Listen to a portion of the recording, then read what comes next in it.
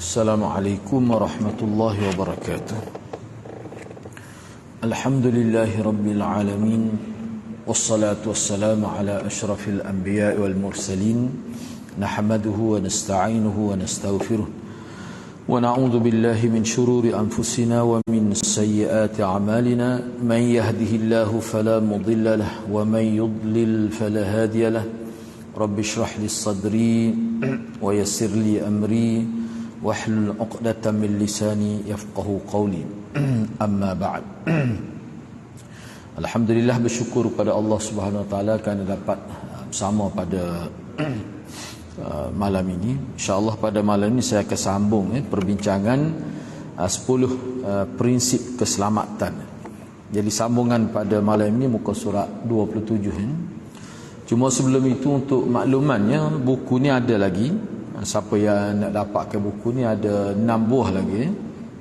Nak dapatkan buku ni boleh ambil di hadapan ni. Baik, muka surat 27. Muka surat 27. Yang mana perbincangan masih lagi berkait dengan perkara pertama, iaitu tauhidullah wa ikhlasuddin. Wa ikhlasuddin lahu, mentauhidkan Allah dan ikhlas ataupun mengikhlaskan ibadat hanya kepada Allah. Jadi ini prinsip pertama, dan inilah sebenarnya hakikat. Sebenarnya seorang itu boleh selamat daripada api neraka ni kalau dia mati dalam keadaan dia jaga tauhid itu. Ini yang paling utama, dan ini dianggap sebagai prinsip yang paling asas lah.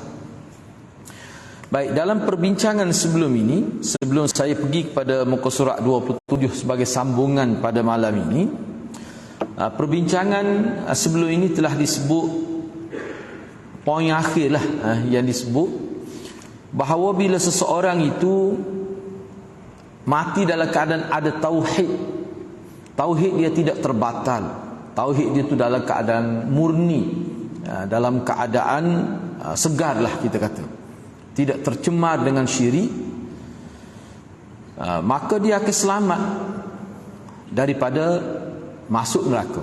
Ataupun 3 perkara. Seseorang yang bila ada tauhid itu, dia 3 perkara tu, hak 2 mula-mula tu. Ni kita nak sebut sebelum ni biar nampak. Baik, seseorang yang pergi ke hari akhirat ni, dia ada 3 keadaan. Dia ada 3 keadaan. Yang pertama, seseorang ni dia masuk syurga, langsung tak masuk neraka. Hak tu mula-mula. Hak ni maknanya tauhid lah, sebab ada tauhid dan banyak kebaikan yang dia buat. Kebaikan dia tu bila ditimbang di mahkamah Allah, dihisap, kemudian ditimbang, terbukti kebaikan dia tu lebih banyak daripada keburukan. Ni kita kira semua lah, para nabi, para rasul, sahabat semua. Maka dia tak masuk neraka, terus masuk syurga lah. Lepas tu masuk syurga ni dia ada pembagi pula, masuk syurga tanpa hisap, tu lain cerita lah. Yang kedua, ada juga orang yang masuk neraka terlebih dahulu tapi tidak kekal, akhirnya dia masuk syurga juga. Hal ni pun kerana tauhid dia tidak terbatal. Cuma kenapa masuk neraka? Sebab amalan jahat dia tu banyak, lebih banyak daripada amalan baik. Yang ketiga, ada setengah manusia ni memang dia kekal dalam neraka. Hal ni yang tidak ada tauhid. Tauhid dia telah terbatal, ataupun langsung dia ni tidak bertauhid semasa dia hidup. Maksudnya dia meninggal dunia dalam keadaan kufur kepada Allah. Maka dia ni tak ada peluang langsung. Dan hak ni kita tidak disuruh berdoa kebaikan untuk dia kalau mati dalam keadaan kufur. 3 kelompok manusia. Jadi kelompok pertama tadi yang tidak langsung tidak masuk neraka, ataupun masuk neraka kemudian dikeluarkan. 2 kategori ini adalah yang masih ada tauhid, yang mana tauhid dia tidak terbatal. Sebab tu hadirat, isu syirik, isu kufur ni isu yang paling besar yang kita kena jaga. Kalau tidak, tak selamat kita di hari akhirat. Dunia mungkin selamat, relax dunia dah, dapat kekayaan. Allah buka, walaupun kafir tahap mana pun, walaupun derhaka kepada Allah pun, Allah bagi rezeki. Allah bagi, Allah sebut dah, harta ni aku bagi pada sesiapa saja. Aku benci, aku bagi. Tapi iman yang tulus ikhlas, aku hanya bagi kepada orang yang baik-baik saja. Kan? Baik. Allah aku bagi pada orang yang aku suka, yang aku reda, itu maksudnya. Baik.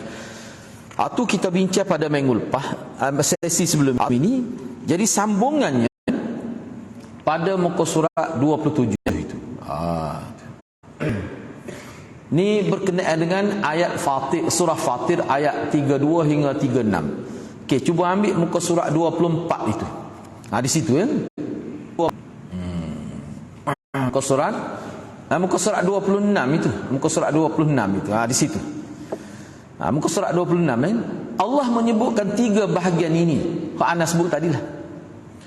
Yang berjaya dari masuk neraka, yang berjaya dari yang berjaya daripada memasuki neraka tu, maksud dia terselamat daripada memasuki neraka. Takut silap faham pula. Berjaya masuk neraka ni maknanya masuk neraka. Faham lagu tu lepas nah. Yang selamat daripada memasuki neraka. Yang berjaya dari kekal dalam neraka, maknanya mungkin masuk neraka dahulu. Yang berjaya dari kekal dalam neraka. Dan yang tidak berjaya selamat daripada neraka secara mutlak. Hak ni langsung tak ada ruang untuk masuk surga. Memang masuk neraka, kekal dalam neraka. Ini 3 kategori manusia di hari akhirat. Lepas tu hak masuk neraka pun dia ada pula hak perekat berat, hak duduk neraka jahanam, hak duduk neraka hak paling standard sekali lah neraka jahanam tu. Tu ada pula tu. Kita tidak nak bahagia tu. Asalkan masuk neraka ya, dia kekal. Tu bahagian ketiga. Baik. Jadi ketiga-tiga ini disebut secara beriringan dalam firman Allah. Ketiga-tiga ni sebenarnya Allah sebut dalam ayat 32 hingga 36 lah surah Fatir itu. Baik. Ni. Kemudian kitab itu kami wariskan kepada yang kami pilih di antara hamba-hamba kami. Lalu di antara mereka ada yang menzalimi diri sendiri. Kitab ni maknanya wahyu. Kalau Nabi dulu, kalau Nabi Isa apa dia? Injil lah. Kalau Nabi Musa, Taurat. Kalau Nabi Muhammad sallallahu alaihi wasallam, Quran ni lah. Jadi kitab itu kami wariskan kepada yang kami pilih di antara hamba-hamba kami. Lalu ada di antara mereka yang menzalimi diri sendiri. Lalu di antara mereka ada yang menzalimi diri sendiri, ada yang pertengahan, dan ada pula yang terlebih dahulu berbuat kebaikan dengan izin Allah. Yang demikian itu adalah kurnia yang besar. Jadi dia letak ni hak mula-mula tu kira hak kafir lah. Hak yang kedua tu orang Islam lagi tapi banyak melakukan dosa. Yang tiga ni orang yang tak masuk neraka langsung. Tak masuk neraka langsung. Dia susun gitu. Jadi sampailah kepada firman Allah, kepada firman Allah muka surat 27 tu, walladzina kafaru lahum naru jahannam la yuqda alaihim fayamutu wa la yukhaffafu anhum min azabiha kadzalika najzi kulla kafur. Itu ayat 36 lah tu surah Fatir, sambungnya hak sebelum ni. Baik, apa maksud dia? Sebab dia style kita ni dia buat sebelah menyebelah gitu, kena balik sebelum kita pergi pada al-qismul awal itu. Apa maksudnya? Dan orang-orang yang kafir, bagi mereka neraka jahanam. Neraka jahanam ni neraka paling berat lah. Mereka tidak dibinasakan sehingga mereka mati. Kena azab setara mana pun tak mati. Maknanya mereka merasai kesakitan berterusan. Kalau di dunia ni azab setara mana pun dia akan berakhir bila mati. Bila mati tak sakit dah lah. Tapi hari akhirat, orang yang masuk neraka ni orang kafir, masuk neraka dalam keadaan kafir kepada Allah. Tak mati, kena seksa, seteruk, pecah kepala, kembali semula kepala seperti asal. Maknanya mereka tu dikenakan azab seksaan secara berterusan. Na'udzubillah min dzalik. Bukan sekadar itu, dan tidak diringankan dari mereka azab neraka. Demikianlah kami membalas setiap orang yang sangat kafir. Kafur ni, kalimah kafur ni, dia sirah mubalaghah. Kadzalika najzi kulla kafur. Demikianlah kami membalas setiap kafur. Kafur ni sama ada kita terjemah orang yang sangat kafir ataupun orang yang banyak melakukan kekufuran. Tu. Baik. Maka bahagian pertama, baik, anak kena baca Arab dia dulu, tengok muka surat 27 tu. Tu. Cuba tengok muka surat 27. Muka dia berbaris dah tu. Tapi kita baca juga. Fal qismul awwal fi qawlihi azza wa jal wa minhum muqtasidun wa minhum sabiqun bil khairat fa haula'in najuna min dukhulin nar wa yadkhuluna al jannata dukhulan awwaliyan biduni hisabin wala azab. Tu. Kita terjemah tu dulu. Maka bahagian yang pertama dalam firman-Nya, ni dia nak sedikit analisa lah, nak analisa sedikit berkenaan dengan surah ayat Fatir tadi. Maka bahagian yang pertama dalam firman-Nya, di antara mereka ada yang pertengahan dan ada yang lebih dahulu melakukan kebaikan dengan izin Allah. Siapa dia mereka ni? Maka bahagian yang pertama dalam firman-Nya, di antara mereka ada yang pertengahan dan ada yang lebih dahulu melakukan kebaikan dengan izin Allah. Apa maksudnya? Ini surah Fatir ni kita baca tadi. Maksudnya mereka ini selamat daripada masuk neraka dan mereka memasuki syurga sebagai orang yang terawal tanpa hisab dan tanpa azab. Mana ada yang masuk syurga ni di kalangan orang beriman ni tak perlu melalui proses kira bicara di mahkamah. Tu mudah. Ada sampai tahap tu. Tu. Itulah yang dimaksudkan dengan ada yang pertengahan dan ada yang lebih dahulu. Fastulah as-sabiq bil khairat itu. Jadi coba tengok muka surat 27 tu. Wal farqu bainal muqtasid was-sabiq bil khairat anna al-muqtasid huwa alladhi fa'ala al-wajib wa taraka al-muharram wa amma as-sabiq bil khairat fa huwa alladhi zada ala dhalika bi fa'li ar-raghaib wal mustahabbat. Baik. Sekarang ni dalam kitab ni, dalam ayat ni, ayat 32 hingga 36 tu surah Fatir tu, dia ada sebut ada setengah-setengah orang tu kebaikan dia peringkat pertengahan saja, muqtasid. Ada setengah-setengah tu orang Islam lah, tahap kebaikan mereka sabiqun bil khairat, mendepani kebaikan. Kalau bab kebaikan dia lah hak nyacanya. Kalau bahasa Kelantan dia lah hak nyacanya. Kalau bab kebaikan dia dulu, dia akan jadi juara dalam bab kebaikan. Jadi di sini apa perbezaan tu? Apa perbezaan maksud yang disebut dalam Quran itu? Jadi perbezaan di antara yang pertengahan muka surat 28 itu. Jadi yang dimaksudkan muqtasid pertengahan dan yang lebih dahulu melakukan kebaikan. Yang dimaksudkan pertengahan, mana sederhana saja kebahagiaan, tapi masuk surga juga. Tak masuk neraka, masuk surga juga. Maksud dianya yang melakukan yang wajib dan meninggalkan yang haram. Mana dia buat benda hak asah-asah saja, pertengahan lah. Tahajud dia, semai sunat pun buat itu. Tapi hak wajib hukum fardu ain tu, hak besar-besar, hak wajib lah dia buat belaka. Hak sunat-sunat dia tak buat. Tapi perkara haram pun dia tak buat. Dia tak buat, dia jaga tu. Ni masyarakat terbanyak lah ni. Ni ramanya pokok kita ni. Walaupun tidak nampak waruk pun, tapi tak buat benda haram. Kita kata tak waruk, moga kita faham, moga kita dia faham waruk ni tak serupa dengan hak dalam syariat sebut. Waruk ni hadrat. Kalau mengikut Imam Malik, mana orang yang tak buat benda haram, tapi hak Allah suruh dia buat. Apa yang Allah suruh dia buat, benda yang haram dia tak buat. Hak tu mengikut Imam Malik, waruk dah tu. Kadar yang umum, semua orang kena ada dalam warak, dalam maksud tidak melakukan perkara yang haram dan melakukan perkara yang Allah suruh. Hak tu semua kena ada, wajib ada pada setiap orang. Tu. Dia hanya buat yang wajib dan meninggalkan yang haram. Ini dia panggil golongan muqtasid seperti mana disebut dalam Quran. Hak sederhana. Ni lah hak ramanya bapak kita lah ni agak ni. Kalau hak ni pemujumna dah. Baik. Kemudian disebut juga dalam ayat ini orang yang sabiqun bil khairat, yang mendepani melakukan kebaikan.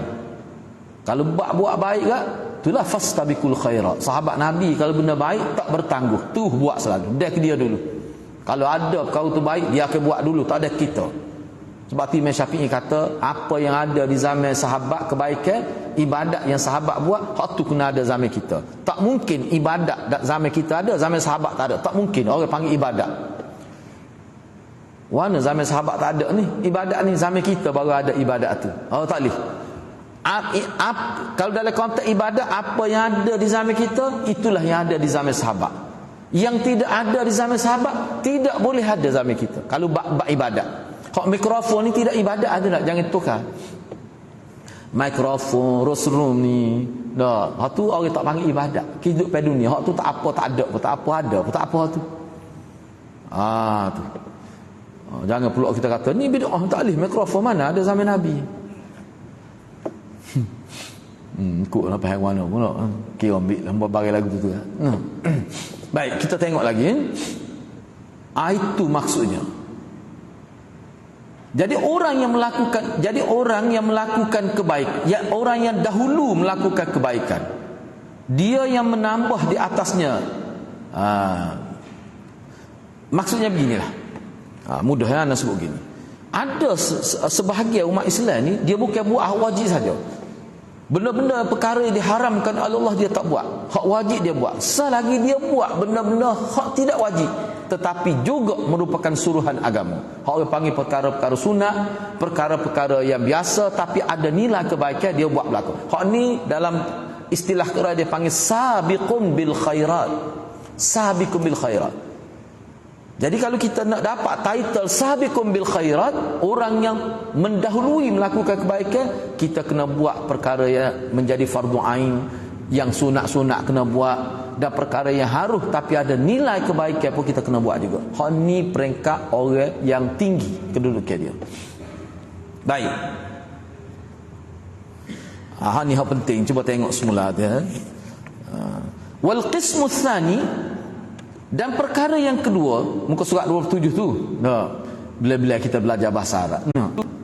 Wal qismu tsani fi qawlihi sallallahu azza wa jalla, faminhum zalimun li nafsihi wa haula'in najuna minal khuludi fin nar in dakhaluha bisababi dhunubihim.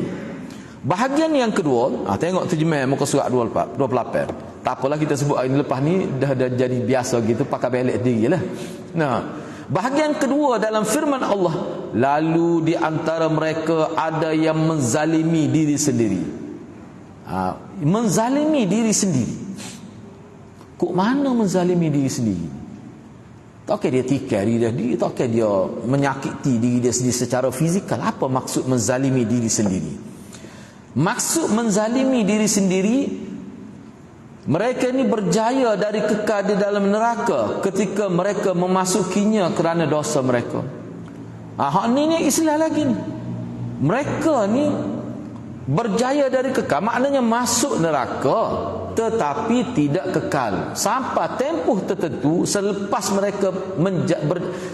mereka menjalani hukuman dalam neraka, maka Allah keluarkan mereka daripada neraka. Jadi masuk syurga juga, tapi masuk neraka terlebih dahulu. Hak ni dalam kategori orang yang menzalimi diri sendiri.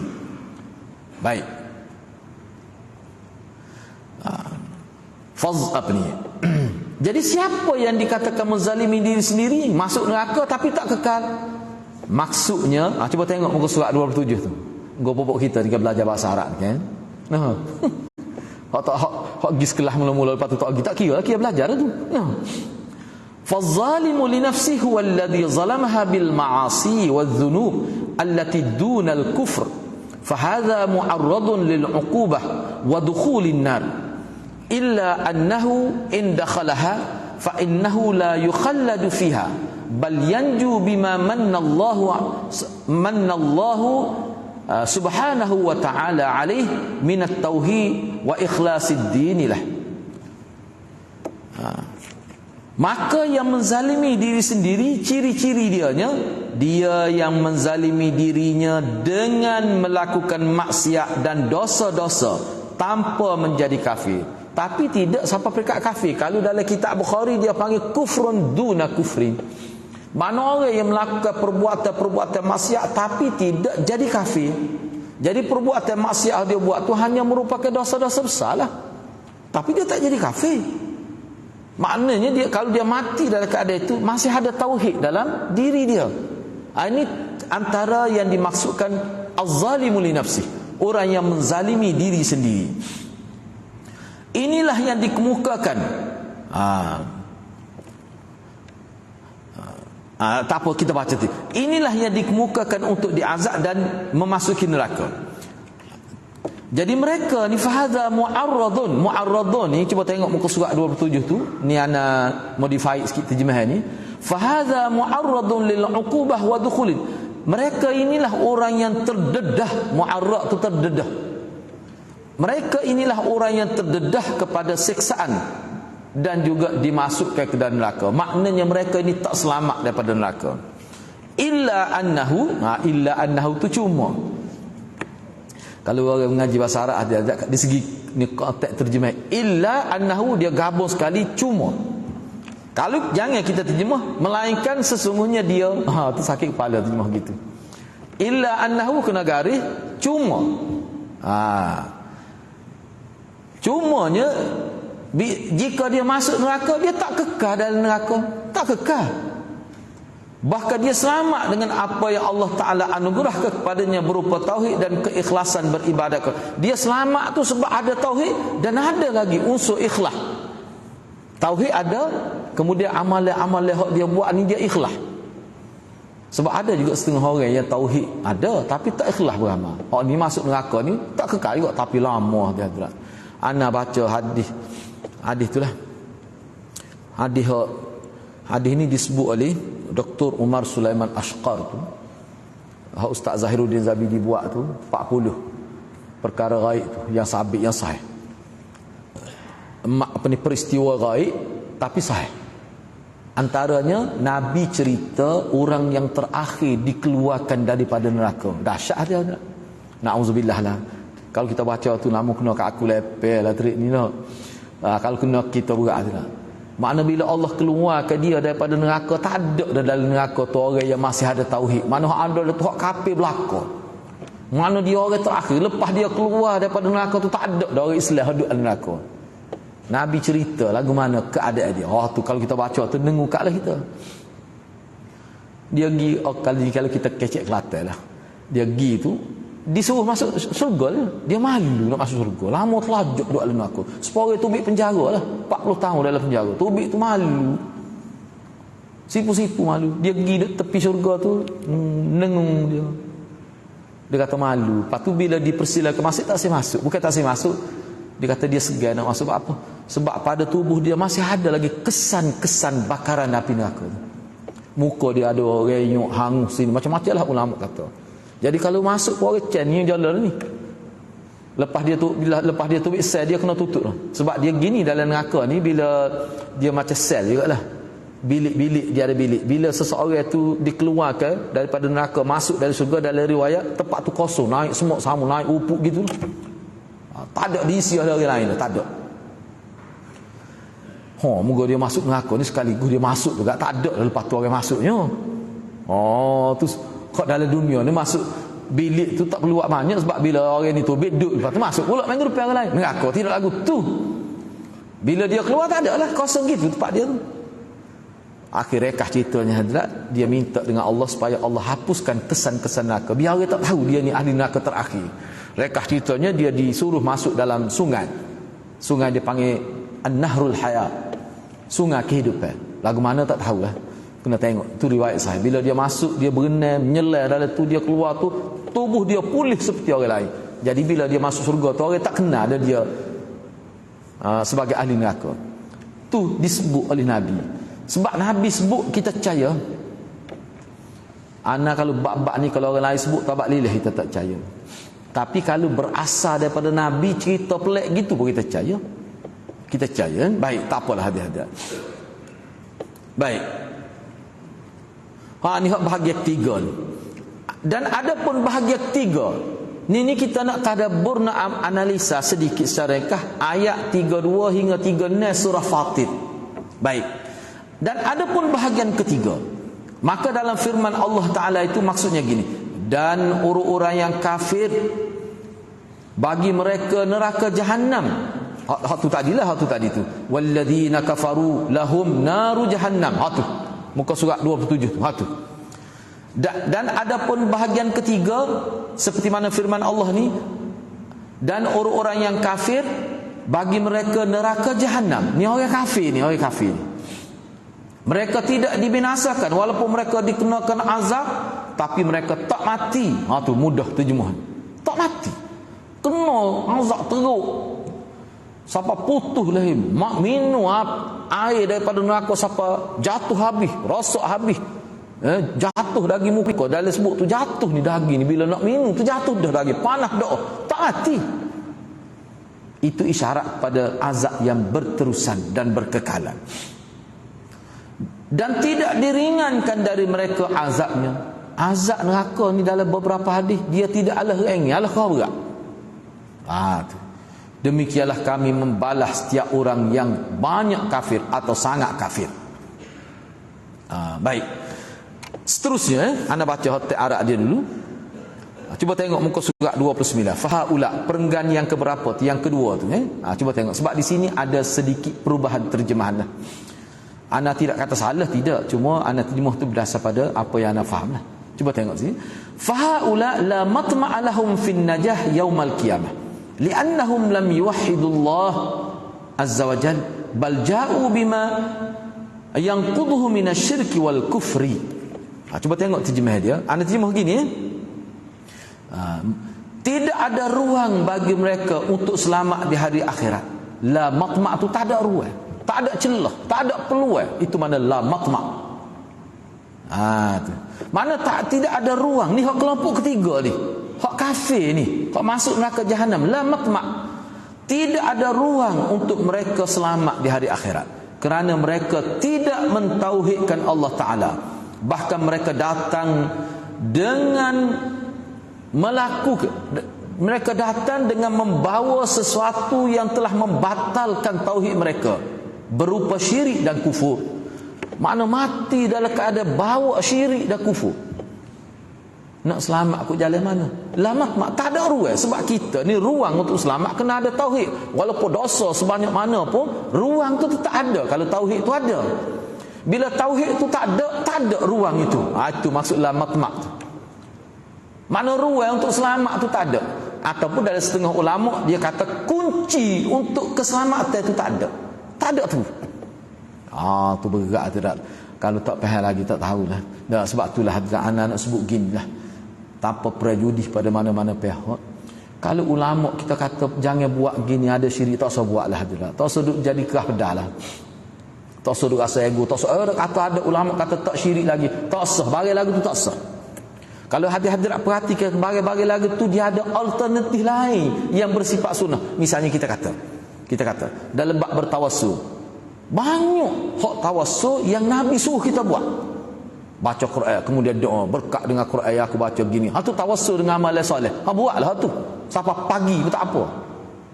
Buat daripada sampai besok pun tak apa. Tapi ada setengah-setengah tawassul tu ulama kata syirik, boleh membawa pada syirik. Hak tu tak perlu dalam kehidupan kita sebenarnya. Tak ada pun tak apa tu. Dah tu kalau buat juga ada bahaya.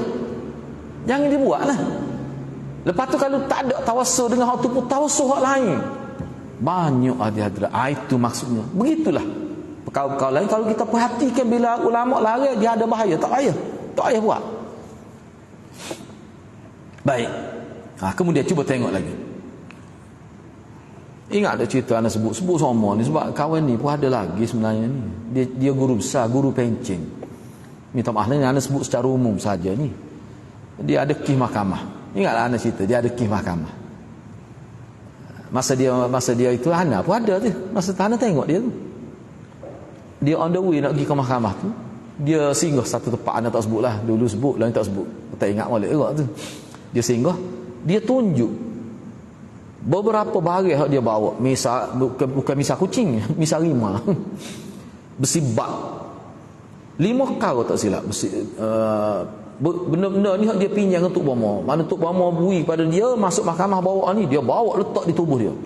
Besi bak. Anda tengok dia ada tu. Syahid tu, saya saksi sendiri tu. Besi bak, misal rimah, tak tahu dia ambil lagu mana misal rimah, Nana pun tak faham juga ni. Dia ingat misal ni mudah-mudah nak uji misal. Dia ingat rimah mudah-mudah nak uji misal. Terang tak tahu. Lagu mana wallahualam. Dia 5 kau dia bawa. Benda-benda anda pun tak pernah tengok. Lepas tu ada macam duit. Pada duit tak ramai bela tahu. Tu dia bawa. Baik. Dia kata bawa hak ni, untuk orang kata mana hak ni sebagai ikhtiar untuk supaya dia bebas, dia menel lah dalam kes tu. Bahaya dia. Ni bahaya ni. Ni orang panggil syirik tu sebab apa? Dia pergi tu mesti hati dia ada bergantung. Walaupun satu zarah pun tak boleh. Bergantung, tidak semesti 50% baru jadi syirik. Bergantung pada sesuatu. Sedangkan tu berkait dengan masa depan dia tu. Manusia tidak ada autoriti tu waktu tu. Berbahaya tu lah. Ni lah. Dia ni bekas guru besar. Nak buat macam mana? Dia tak faham. Tu bahaya tu hadirat tu. Baik, cuba tengok di sini. Muka surat 29 tu. An Abdullah bin Mas'ud radhiyallahu anhu qala لما نزلت الذين آمنوا ولم يلبسوا إيمانهم بظلم الأنعام ayat 82 شق ذلك على أصحاب رسول الله صلى الله عليه وسلم وقالوا أينا لا يظلم نفسه فقال رسول الله صلى الله عليه وسلم ليس هو كما تظنون إنما هو كما قال لقمان لابنه يا بني لا تشرك بالله inna syirka la zulmun azim. Surah Luqman ayat 13. Fafassarahu bisyirk fayakunul amnu min ta'bidil azab. Cuba tengok terjemah di sini pun ada terjemahannya itu. Baik, daripada Abdullah bin Mas'ud, muka surat 30. Daripada Abdullah bin Mas'ud radhiyallahu anhu, dia berkata, bila mana turun ayat yang bermaksud orang-orang yang beriman dan tidak mencampur adukkan iman mereka dengan kezaliman. Potong syirik itu kena tulis kezaliman. Kalau kita terjemah syirik lalu, dia tak jadi selepas tu. Dia jadi perbincangan selepas tu jadi mulgha, jadi hampa. Dia kena kekal ke zalim tu. Sebab kalau sebut syirik, sahabat tak keliru dah. Kena ubah tu. Orang-orang yang beriman dan tidak mencampur adukkan iman mereka dengan kezaliman. Tu. Jadi ayat ini terasa berat kepada para sahabat. Dia kata berat ni. Lepas tu sahabat bila terasa berat, orang yang beriman, kita lah beriman tu. Dan kita tidak buat. Dalam keadaan beriman, kita tidak buat perkara zalim. Nak cari mana pun kita tidak melakukan zalim. Mesti ada sikit sebanyak zalim. Seraya lah. Zalim pada isteri, zalim pada anak, zalim pada diri sendiri, zalim pada jiran. Mesti ada. Susah hati sahabat. Maka sahabat pun tanya Rasulullah, mana ada pokok kita tak buat zalim? Tu. Maka Nabi pun kata, dia kata zalim tu bukan sepahakmu faham tu. Tu anda terjemah mudah supaya faham. Bukan gitu makna zalim dalam ayat tu. Tetapi makna zalim dalam ayat tu ditafsirkan oleh kata-kata Luqman terhadap anak dia. Anak faham zalim tu ni orang panggil tafsir Quran bil Quran. Kita nak faham zalim dalam ayat tadi, kena tengok kalimah zalim yang diguna pakai oleh Luqman bila dia nasihat anak dia. Ni orang panggil tafsir Quran dengan Al-Quran. Lagu mana? Luqmanul Hakim itulah. Dia kata, wahai anak kesayanganku, wahai anak kesayanganku, janganlah engkau mempersekutukan Allah. Sesungguhnya mempersekutukan Allah adalah benar-benar kezaliman yang besar. Rupanya zalim sini tu makna syirik. Bukan zalim yang biasa tu tidak. Tu.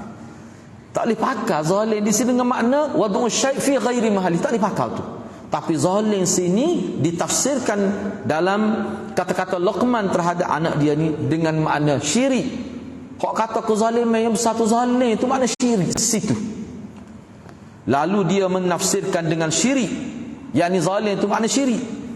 maka ia adalah keselamatan dari azabnya bekal. Orang beriman lepas tu tidak melakukan syirik, mati dalam keadaan beriman dan tak ada syirik, itulah baru selamat. Baru selamat.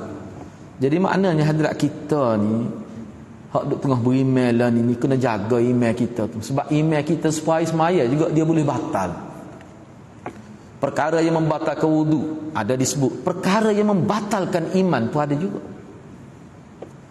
Iman ni dia tak batal kalau keteng. Tapi kalau wudu batal keteng. Tapi iman ni batal dengan apa dia? Dengan perbuatan kufur. Dan kufur yang paling besar adalah syirik kepada Allah. Seterusnya kita pergi lagi. Buku apa ni? Anak tak ingat. Kita pergi siapa bunyi tak? Kau cukup dah? Isyarat. Itulah kata. Isyarat kalau isyarat kita berhenti dulu. Kita sambung semula. Muka surat 3 besar kita sambung semula. Lambat juga nak habis kita ni kalau lagu ni. Tak, bahagian pertama tak habis lagi ni. Dia gini untuk malam ni selepas isyarat tu tak ada kelas. Minta maaf lah tak ada kelas lagi. Jadi kita berhenti setakat ni dulu. InsyaAllah untuk sesi akan datang kita akan sambung. Sempat lagi tak? Bangun parent sekali lagi. InsyaAllah kita akan sambung pada muka surat 31. Jadi kesimpulan perbincangan kita ni, kata kunci untuk selamat di hari akhirat ni, selamat daripada neraka, sama ada selamat atau tak masuk neraka terus, ataupun selamat atau kategori yang kedua masuk neraka dulu kemudian dikeluarkan, tetap dia melibatkan mengekalkan tauhid dalam keadaan tercabut nyawa, mati dalam keadaan tauhid bersih daripada syirik. InsyaAllah kalau kita boleh jaga iman kita begitu, InsyaAllah kita akan selamat, khususnya di hari akhirat. Mudah-mudahan Allah berkati kita semua. Aqulu qawli hadza wa astaghfirullahal azim li wa lakum. Wassalamu alaikum warahmatullahi wabarakatuh.